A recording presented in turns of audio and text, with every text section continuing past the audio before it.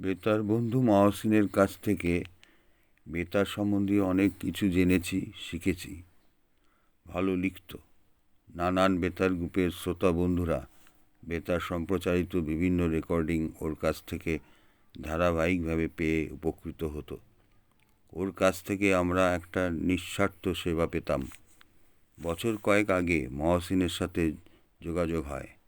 ওর কাছ থেকেই আমি মোবাইলে বিভিন্ন রেডিও স্টেশন ডাউনলোড করা, রেকর্ডিং করা শিখি। বেশ ভদ্র বিনয়ী। ফোনে বেশ কয়েকবার কথা হয়েছে। সম্প্রতি প্রকাশিত রেডিও সংক্রান্ত আমার একটি বইতে ওর নাম উল্লেখ করেছি।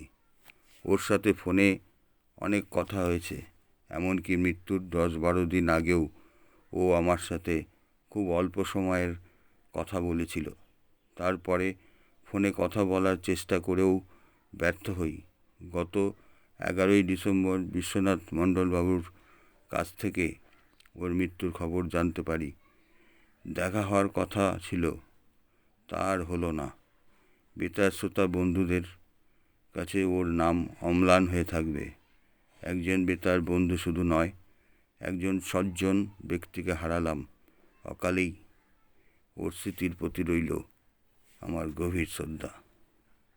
ওর বন্ধু শ্যামল সাহা, আলমবাজার, কলকাতা 35।